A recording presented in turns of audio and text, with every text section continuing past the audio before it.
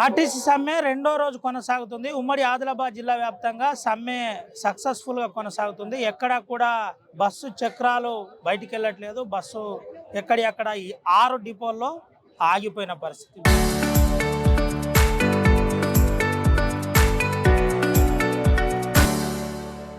3600 పైచిలకు బస్సులు, 6000 మంది ఉమ్మడి ఆదిలాబాద్ జిల్లాలో ఉన్న కార్మికులు కండక్టర్ నుంచి మొదలుకొని కింది స్థాయి క్లర్క్ వరకు సమ్మెలో పాల్గొన్నారు. ఎట్టి పరిస్థితుల్లో మేము విధుల్లోకి చేరేది లేదు, మా సమస్యలు పరిష్కారం చేయాలి, మా హక్కులు నెరవేరాలని చెప్పారు. ఇలా నేరుగా అంబేద్కర్ చౌరస్తా వద్ద చేరుకున్నారు. అంబేద్కర్కు పూలమాల వేశారు. అనంతరం వినతి పత్రం ఇచ్చారు. వినతి పత్రం ఇచ్చి మా హక్కులు నెరవేరాలి, మాకు న్యాయం జరగాలని చెప్తున్నారు. మనతో పాటు కార్మికులు ఉన్నారు, మాట్లాడిద్దాం.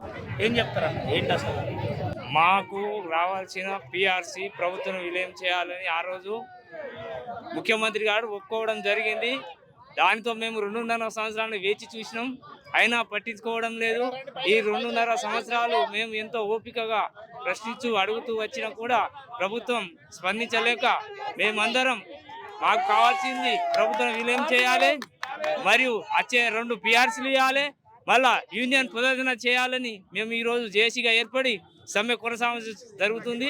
ఈ ప్రభుత్వం వెంటనే గమనించి ఈ కార్మికులను వెంటనే ప్రభుత్వం విలీనం చేసి మిగిలిన 3 రుణాలన్నీ తీర్చేస్తే ప్రాబ్లం సాల్వ్ అవుతుంది. కాబట్టి తొందరగా ప్రభుత్వం స్పందించి ప్రభుత్వం విలీనం చేయాలని కోరుకుంటున్నాం. కాంగ్రెస్ గవర్నమెంట్ ఫామ్ కాకముందు రేవంత్ రెడ్డి ఎన్నో వాగ్దానాలు చేసిండు.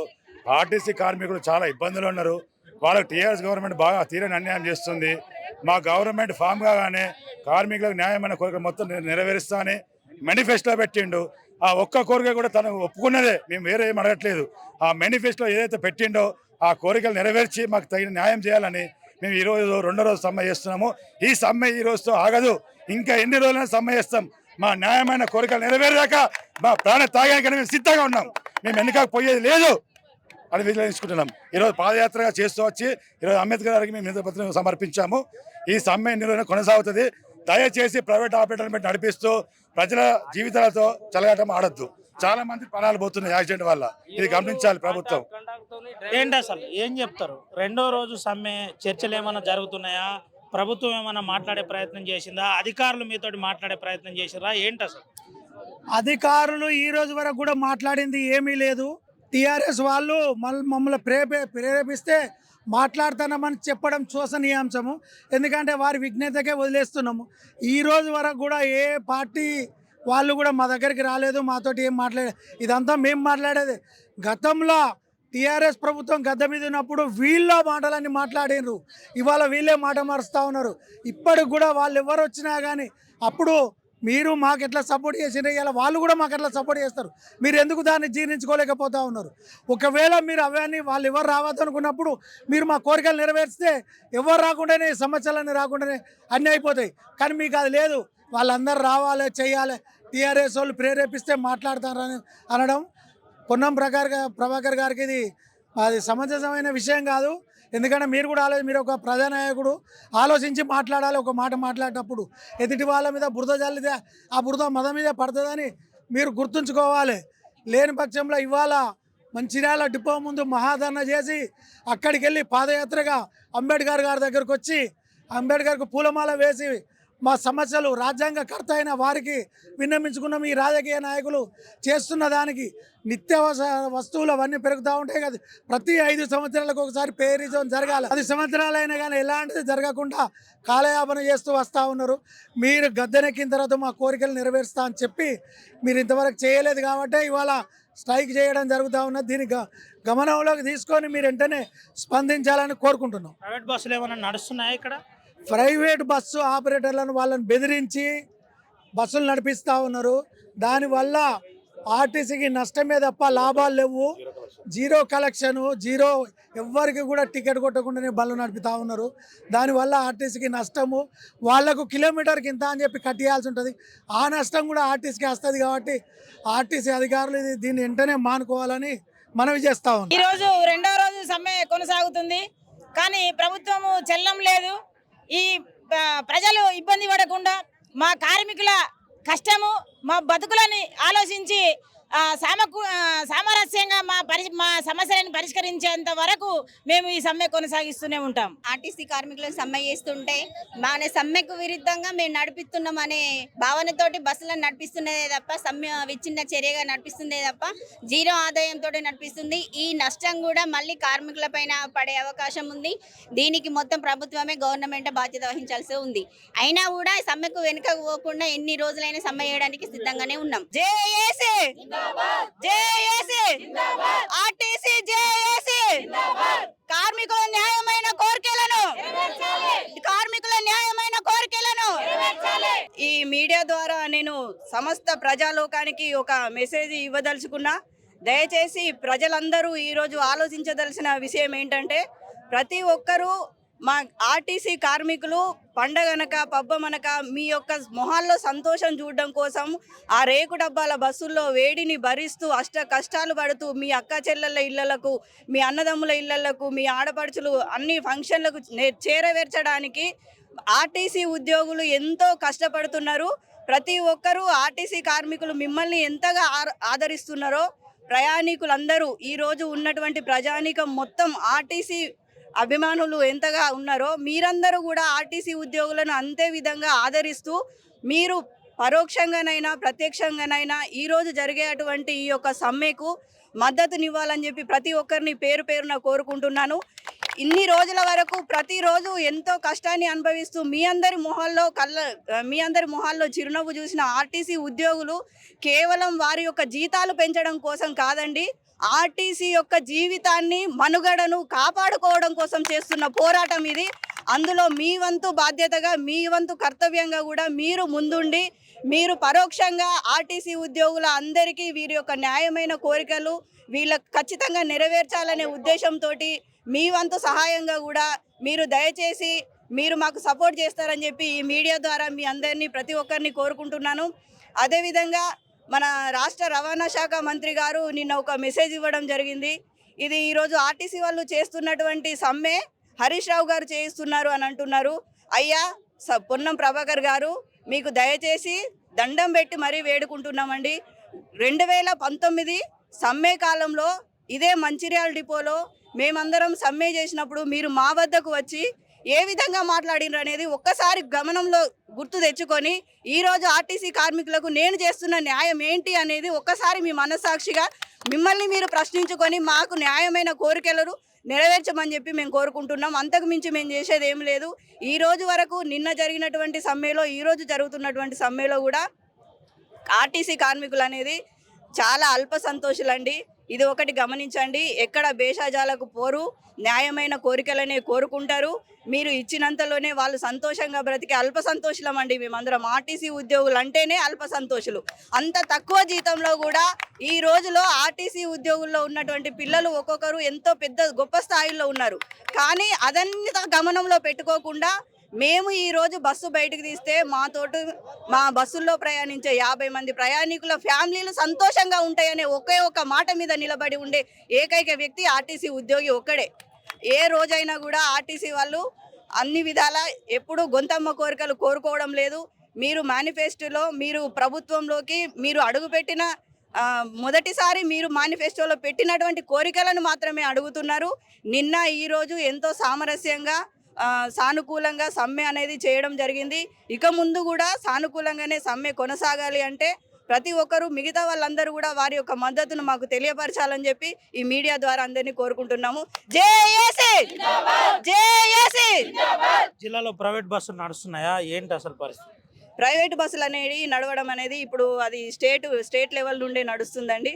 ఆ నడవడం ద్వారా కూడా అద్దె బస్సుల ఓనర్లు అందరూ ఎవరైతే ఉన్నారో స్టేట్ కమిటీ ద్వారా మీరందరూ కూడా ఒక్కసారి ఆలోచించండి. ఆర్టీసీ ప్రైవేట్ బస్ అనేది ప్రైవేట్ కాదండి, అది కూడా ఆర్టీసీ వాళ్ళే. మీరు కూడా మేము ఆర్టీసీ కుటుంబంలో భాగమే అనుకొని మీరు కూడా అందరూ మద్దతు ఇవ్వాలని చెప్పి కోరుకుంటున్నాను. పొన్నం ప్రభాకర్ సార్ అంటారు ప్రతిసారి అవి రెండు తప్ప అంటారు. మాకు ఇప్పుడు అవసరం ఏంటండి? మా పిల్లల చదువులు, మా పిల్లల పెళ్ళిళ్ళు, అవి మేమేమంటాడు కార్మికుల సంక్షేమం అంటాడు. మా పిల్ల పెళ్ళికి కావాలి బాబు అంటే కార్మికుల సంక్షేమం ఎప్పుడో చేసే సంక్షేమం ఎందుకండి? మా పిల్లగాడి కాలేజీలో ఫీజు కట్టుకోవాలంటే మాకు ఇప్పుడు డబ్బు అవసరం. మేము కష్టపడ్డదానికి అడుగుతున్నాం తప్ప ఎక్కువ అడగట్లేదండి. వాళ్ళ మేనిఫెస్టోలో పెట్టిందే అడుగుతున్నాం అంతే. వాళ్ళు ఏమంటారంటే కార్మికుల సంక్షేమం అంటాడు. ఎప్పుడండి సంక్షేమము? మాకు చేయడానికి విలీనం చేయడానికి ఆయన అన్ని కమిటీలు వేయాలంటున్నారు. ఇంత పెద్ద మహాలక్ష్మి స్కీము నైట్కు నైట్ చేస్తే నైట్కు నైట్ మేము ప్రిపేర్ అయ్యి టిమ్ములు పట్టుకొని వస్తే ఎన్ని అవస్థలు పడ్డామండి. మేము ఆడపిల్లలం, మేము చాలా అవస్థలు పడ్డాం. పొన్నం ప్రభాకర్ గారు, రేవంత్ రెడ్డి గారు మీ బిడ్డలాంటి వాళ్ళం సార్. మేము మీ బిడ్డలాగా మేము అనుకొని, మీ అక్క చెల్లెలలాగా మేము అనుకొని మమ్మల్ని చూసి చూడండి, మా కష్టం చూడండి. మేము ఎద్దులాగా కష్టం చేస్తామండి. ఆర్టీసీ కార్మికులం మనుషుల్లాగా కాదు, ఎద్దుల్లాగా కష్టం చేస్తాం. మాకు ఎద్దుకు దాన వేస్తేనే దున్నుతుందండి, ఎద్దుకు మేత పెడితేనే దున్నుతాం. అవన్నీ లేకుండా మాకు ఉన్న దాంట్లో తృప్తి పడి మేము వ్యవసాయం చేస్తున్నాం, మీకు పంటలు పండిస్తున్నాం. కానీ ఎద్దును పెట్టకుండా చంపేసి మేము నడవాలంటే నడవదు కదా. అది కూడా మీరు పెడతానన్నది. అంతే, మాకు బాగా కష్టం ఉన్నది సార్. లేడీస్ కూడా బాగా కష్టాలు ఉన్నాయి. ఇక అవన్నీ తీర్చాలి. పొన్నం ప్రభాకర్ గారు మేనిఫెస్టోలో పెట్టిందే. అప్పుడు టీఆర్ఎస్ సమ్మెలో ఉన్నప్పుడు 45 మంది చనిపోయినప్పుడు వాళ్ళు వీడియోలు చేసి అన్ని పెట్టిండ్రు. అప్పుడు గుర్తొచ్చిందని. మాకు ఇప్పుడు ఏ పార్టీ కానీ ఏ ప్రతిపక్షాలు కానీ సపోర్ట్ చేయలేదు సార్. మా అందరి కడుపు మంటనే ఈ సమ్మెకు కారణం సార్. అంతే. ఇక ఇది పరిస్థితి. కడుపు మంటనే ఈ సమ్మెకు కారణం అని చెబుతున్నారు. పొన్నం ప్రభాకర్ గారు మమ్మల్ని అర్థం చేసుకోవాలని చెబుతున్నారు. చెప్పండి. ఈరోజు ఆర్టీసీ కార్మికులు చేసిన సమ్మెకు మద్దతుగా ఆర్టీసీని రక్షించుకుందాం, సమ్మెను ముందు తీసుకుపోయి సమస్యల కోసం పోరాటం చేయాలని రావణ సందనాలో వెన్నెల ఆర్టీసీ కొందనాలో వెన్నెల రావణ సందనాలో వెన్నెల ఆర్టీసీ కొందనాలో ఎన్నెల ఎవరి పిల్లలమ్మ ఎన్నెలో ఎన్నెల ఎవరి పిల్లలమ్మ ఎవరి పిల్లలమ్మ ఎన్నెలో ఆర్టీసీ పిల్లలమ్మ వెన్నెలో ఆర్టీసీ పిల్లలమ్మ వెన్నెల వాళ్ళు కష్టపడే కార్మికులు వెన్నెల రావణ సందనాలో వెన్నెల ఆర్టీసీ కొందనాలో రావణ సందనాలో వెన్నెల ఆర్టీసీ కొందనాలో వెన్నెల ఆవన సందనాలు వెన్నెల మన హక్కులు వచ్చేదాకా వెన్నెలో అరే మన హక్కులు వచ్చేదాకా అరే పోరాటం చేద్దాము అరే పోరాటం చేద్దాము అరే పోరాట జెండా పట్టుకొని ఎన్నెల మనం సమ్మె బాట పట్టుదాము వెన్నెల రావణ సందనాలో వెన్నెల ఆర్టీసీ కొందనాలో అరే రావణ సందనాలో వెన్నెల ఆర్టీసీ కొందనాలో వెన్నెల రావణ సందనాలో వెన్నెల ఆర్టీసీకి వందనాలో అరే పల్లె పల్లె బస్సు నడిపి వెన్నెలో ఎన్నెల పల్లె పల్లె బస్సు నడిపి అరే డ్రైవర్ కండక్టర్లు ఎన్నెలో ఎన్నెల అరే బాధలెన్నలు ఎన్నెలో అరే బాధలెన్న పడుతుంటారు వెన్నెలో అరే బాధలెన్న పడుతుంటారు బాధలెన్న పడుతుంటారు బాధలన్నీ పోవాలంటే ఎన్నెలా అరే బతుకుపోరు చెయ్యాలే వెన్నెలా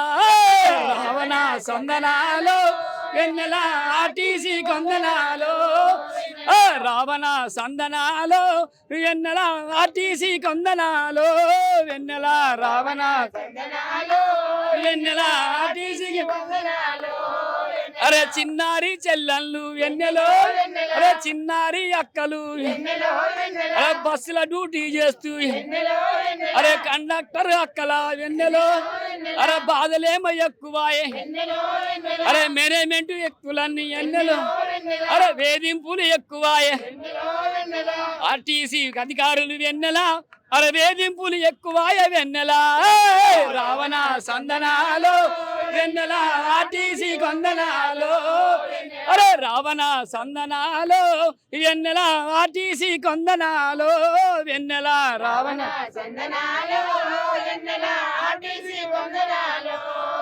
అరే జేఏసీ బాట బట్టి ఎన్నెలో అరే జేఏసీ బాట బట్టి అరే జేఏసీ బాట బట్టి అరే చెయ్యి చెయ్యి కలుపుదాము చెయ్యి చెయ్యి కలుపుదాము అరే హక్కులు వచ్చేదాకా వెన్నెల మనం సమ్మె బాట మరవద్దు వెన్నెల రావణ సందనాలో వెన్నెల ఆర్టీసీ కొందనాలో ఇది పరిస్థితి. కార్మికుల పక్షాన పాట పాడిన పరిస్థితి. అయితే పాట ద్వారా కూడా వారి కష్టాలు చెప్పే ప్రయత్నం చేశారు. దీంతో పాటు ముఖ్యంగా ఈ సమ్మె ద్వారా మా హక్కులు నెరవేరాలి, నెరవేరినంతసేపు మేము సమ్మె బాటలో కొనసాగుతూనే ఉంటుందని చెబుతున్నారు. దీంతో పాటు కొన్ని ప్రధానమైన అంశాలు కూడా ఆర్టీసీ కార్మికులు చెబుతున్నారు. ఈ సమ్మె ద్వారా మా హక్కులు నెరవేరకుంటే మా మనుగడే ప్రమాదంలో ఉంది. ప్రైవేటీకరణతో పాటు విలీన అంశం కూడా ఈ చర్చ జరగాలి. ప్రైవేటీకరణను నిరసిస్తున్నాం, ప్రైవేటీకరణ లేకుండా చేయాలని చెప్తున్న పరిస్థితి. దీంతో పాటు కొన్ని ప్రధానమైన అంశాలు, మా పిల్లలు చదవాలి, మేము ఎద్దులా కష్టం చేస్తున్నాం, మా సమస్యలు పరిష్కారం కావాలి, మా సమస్యలు పరిష్కారం కాకుంటే మేము ఎట్లా బతకడం, మహాలక్ష్మి పథకం రాత్రికి రాత్రే ఇంప్లిమెంట్ చేశాం, ఆ మహాలక్ష్మి పథకం ఇంప్లిమెంట్ చేయడానికి ఎన్ని కష్టాలు పడ్డామో ప్రభుత్వం అర్థం చేసుకోవాలి. మేము మీ ఆలోచన అనుగుణంగా పనిచేశాం, కానీ మా సమస్యలు, మా న్యాయమైన హక్కులు నెరవేరాలని ఆర్టీసీ కార్మికులు చెబుతున్నారు. అయితే ఉమ్మడి ఆదిలాబాద్ జిల్లా వ్యాప్తంగా ఇదే పరిస్థితి ఉంది. 6 డిపోలో దాదాపుగా 6,000 మంది కార్మికులు పనిచేస్తున్నారు.